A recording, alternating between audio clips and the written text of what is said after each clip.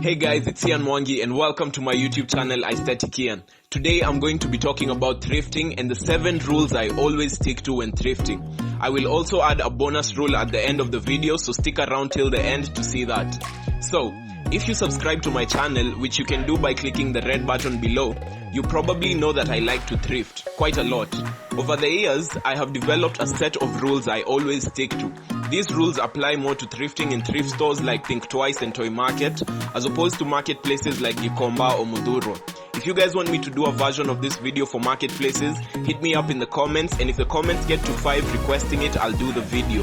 Finally, this is part of my new series Thrift with me, and for this series I will not put a cap on how many videos I'll do, but I can promise you guys it's going to be fun. So if that sounds interesting, let's hop into this video.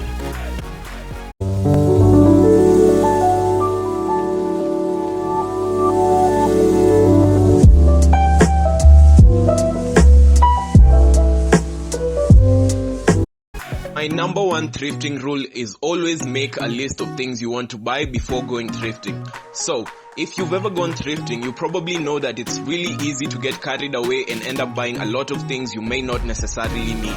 So what I do is I make a list of the clothes I want to get, so that after I've picked out all the things I like, I can sift through them and check my list to know what are the things I need to add to my closet. Number 2 is a bit of a cliche, but always pick quality over quantity. So, with the sometimes ridiculously low prices at thrift stores, it's easy for you to get a bunch of things and throw them in your cart. Instead, take time to first get the stuff you like, then try it on and see how it looks, then finally go through the clothes to make sure they're in good condition. Which brings us to my third thrifting rule. Always check for wear and tear. Okay, we all know that the clothes you thrift are second-hand, meaning they were owned by someone else prior to you buying them or shopping for them. So they obviously may have rips, tears, or the fabric may be faded. How I think about it is, I try to find out why the person who had it before threw it out. I generally don't tend to take faded clothes out of the columns unless I think the piece is way too dope for me not to at least try it on. Also, after I've tried the pieces on and have decided on which ones I'm likely to get, I go through them carefully to make sure I won't discover rips and tears after I've already bought them.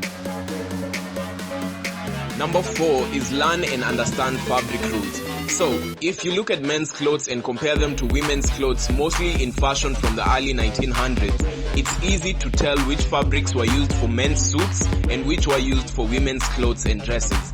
In contemporary fashion, these rules are constantly broken and blurred.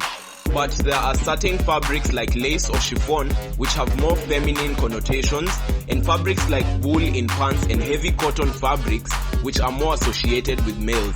These rules are more prominent in other areas of clothing like cut and button placement, and these are rules you should understand before you go thrifting.